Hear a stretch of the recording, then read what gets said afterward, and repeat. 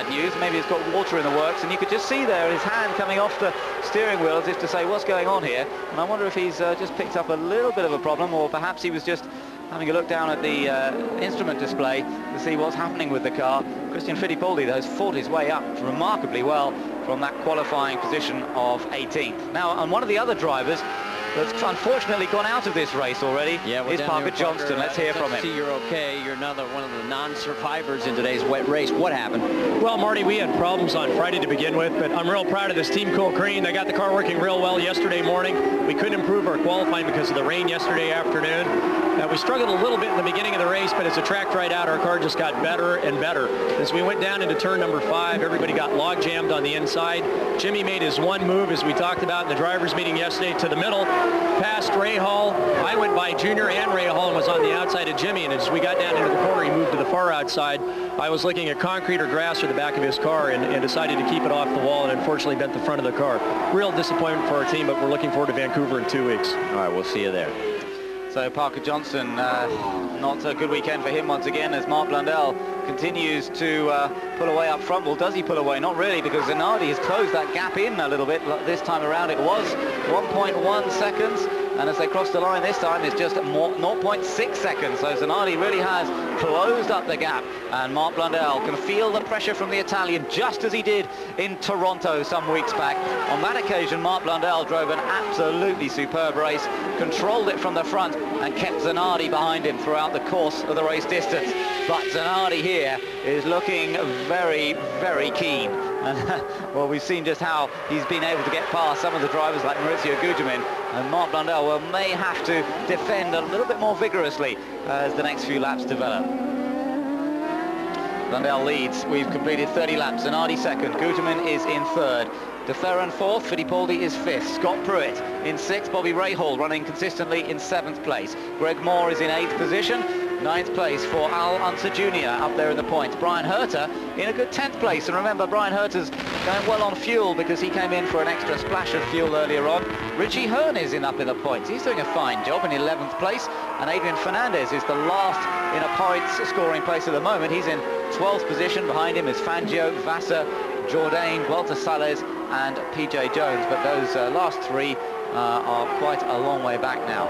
And lap times beginning to tumble. The last 3 laps after we went green, the first lap was a 53.5 by Mark Blundell and a 51.0. Last time around 48.7. Pole time, of course, was a 42.3, so still some way away from that, but the pace is quickening.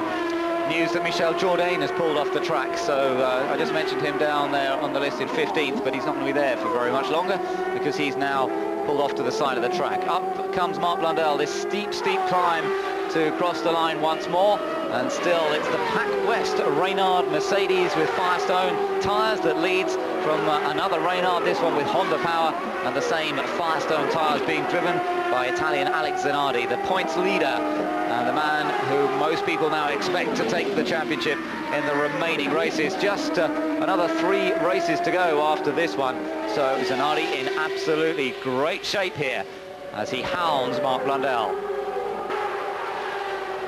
Close as ever as they come down to turn 5. This is where he made the move on Gugelmin, but he's being a little more cautious here this time with Blundell, and he wasn't really close enough. He didn't get the draft along that previous straight to really make the move on Blundell. Amazing how these two have been to the forefront all these recent races, isn't it? Of course, a fabulous battle between these two in Toronto just 3 or 4 weeks ago, and also at the US 500 as well. So these two are the guys that are on a hot streak. Blundell had a bit of a problem last weekend in Mid-Ohio, certainly, but he and Zanardi really are taking some beating this afternoon. They're the people out in front of the race. Gugelmin following them, but we've got, what, 31 laps in the books now, 19 to go. It's going to be tight. We're going to have to keep a close eye on the time and also the fuel.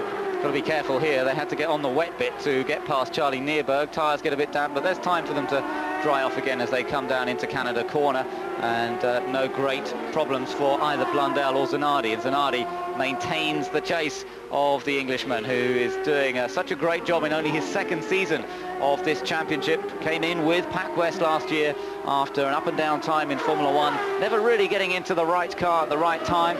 He drove for McLaren, of course, Mark Blundell, but it was one of the low points really for McLaren. the year that Nigel Mansell was slated to drive the car. Then it all fell apart. Blundell took up the role and ran with it and did a fine job, but I think McLaren would admit that that year's car was certainly not one of their best. Became a very popular member of the team, though, Mark Blundell. You talk to any of the McLaren guys, they really enjoyed working with him that year.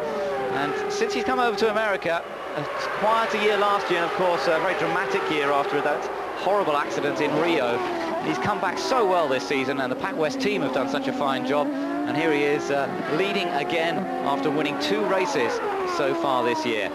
Just talking to some of the other engineers, Jeremy, there's a lot of respect, particularly for the engineering on the suspension side of the Pac West team. They've done a lot of work on the dampers, particularly over the course of the year, and they reckon that a lot of their edge that they've developed in recent times has come from that suspension engineering. That's true. Tim Neff is the shock absorber expert on that team. He's working with Jim Hamilton, a chassis expert who came in from All-American races over the winter. Actually started off this season working as a race engineer with Mark Blundell. And those two didn't really gel in that position.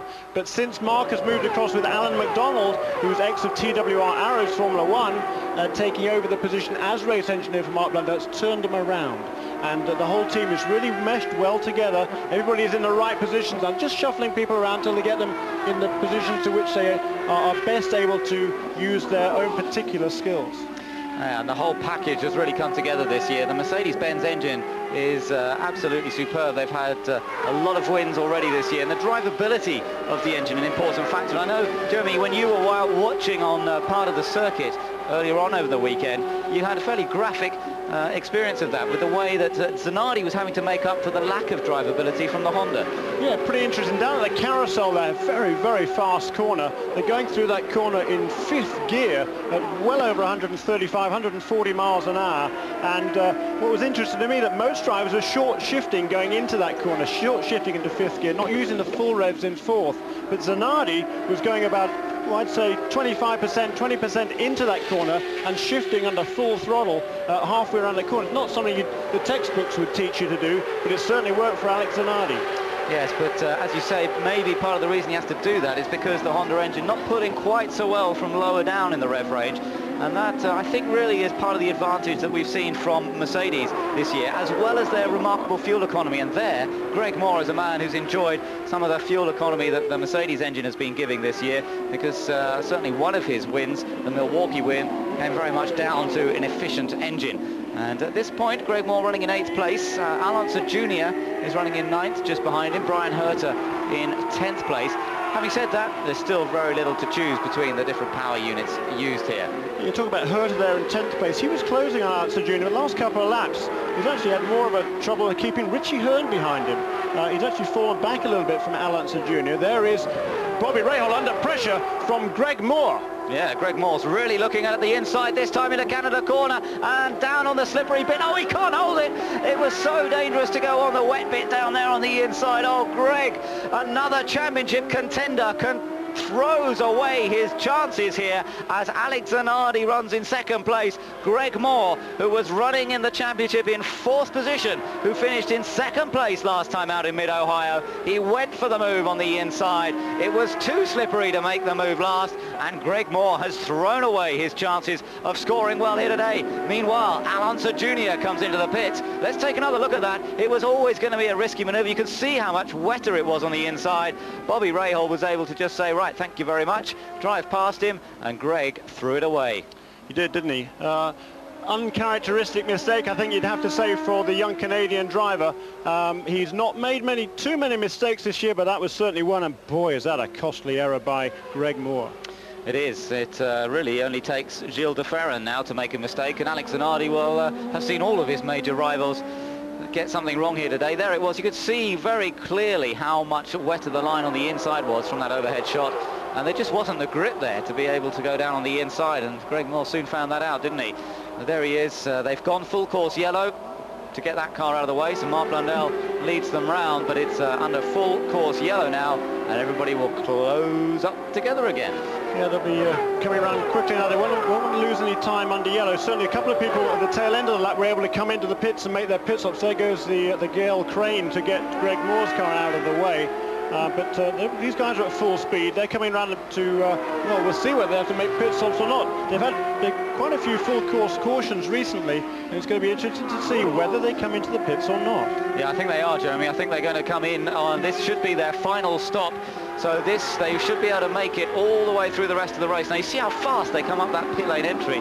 That's when they've got to be careful to hit the brakes in time to get down to the 60-mile-an-hour speed limit. Now, Zanardi's crew has been magnificent so far this weekend. He closed up quite a lot of Mark Blundell, didn't he? Yes, he did. Now, a little slow, and he wasn't quite in the right place there, Mark. It's only a fuel stop. No tyres going on. Only fuel. Now, that's interesting to see. I think they made a little front wing change, but is it going to be the Ganassi car of Alex Zanardi, or is it going to be Mark Blundell's car? It's difficult to see from our vantage point in the pit lane. There goes Zanardi. Where is Blundell? Blundell is behind Zanardi. Zanardi gets out ahead of Mark Blundell, and the Ganassi team have done it again. They've done it several times this year. They did it at Long Beach when they got out ahead of Gilles de Ferran, and once again the champion team gets their driver out in front, and Mark Blundell, well, that's the way it goes. He's now going to have to race for position, and is he going to be able to find a way past the Italian who has been hounding him in the recent laps? Fantastic performance once again from Ganassi. As Greg Moore begins to set off back to the pits, the man who caused this last yellow.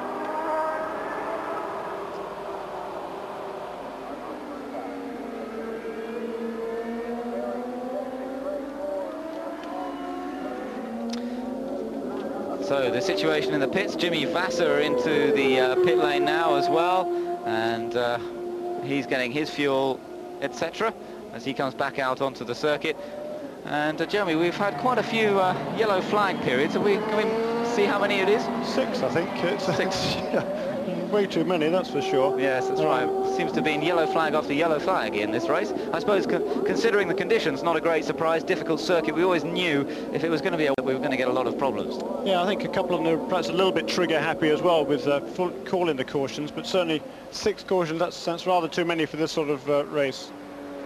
Yeah, it's disappointing to see that. They have run races here in the past without any cautions at all, actually. It's not for a little while, having said that, but it has been known not to have a yellow flag at all. Now we're going to get a green flag next time round, apparently, so that's good news. And of course we then get to see the battle between Zanardi and Blundell. 15 laps to go. Not that long, although don't forget it's a 4-mile lap, so that's still quite a long way to go in this race. Zanardi second, Gujem in third, de Ferran in fourth, Fittipaldi in fifth, ahead of Pruitt and Rahal. Let's just check, in fact, sorry, Zanardi ahead of Blundell. Just check that will be the same when they come round, because of the pit stops, that order that's up on our screens at the moment may have changed around a little bit. So we'll check that when they come through. We're going to take another look at what happened in the pits then, as the two teams did battle, the Pac West crew versus the Ganassi crew. There was the Pac West crew. They got Mark out, and as he accelerated away down to the bottom of the screen, Zanardi just getting out of the Ganassi pit further down there, and that's where the time was lost. So disappointment. Now, of course, I suppose you could ask, did they put as much fuel in as Blundell, or did they take a little gamble, perhaps put a little less fuel in? Difficult for us to know. We can't really tell from up here. But I would say that was probably just an example of Ganassi's slightly quicker crew. Yeah, and Zanardi coming very, very quickly into the pits. As they were coming up the hill, there was certainly an appreciable gap between the two, but by the time they got to the fuel, to the blend line, I should say, where the pit lane speed limit comes into effect, Zanardi was tight up behind Blundell, and then the crew took over from there. It's interesting that that we got the green flag going there. It's interesting that Zanardi, oh, we got Neerberg. Neerberg's gone over. Oh no, it's Meyer. Arndt Meyer seems to have gone over the barrier, or through the barrier, down at the last corner. I don't know quite how that's happened. That's on the restart. Meanwhile, Brian Herter's getting up over the curb in his attempts to move up through the order. He survives it just about, but gets back on the track and loses a few places. Loses one to teammate Bobby Rahal. Alanson Jr. side by side with Brian Herter. Can't hold him off. Herter has to lose that place, and in fact loses the place to Richie Hearn as well as they go through. Zanardi leads, Blundell second, Gujem in third, de Ferran fourth, and Fittipaldi in fifth position. And let's see if we can find out exactly what happened. We've got a replay coming up here. Watch out for Arndt Meyer's car. He was at the back of the field. Now there he goes, made a mistake on his own by the looks of things. Went across the grass, very wet, slippery grass, hit the barrier, went straight over the top of that layer of Armco. I think there's just 2 layers of Armco there, over the other side, and came remarkably close to that netting with the spectators watching from just the other side. So that was a very nasty incident there.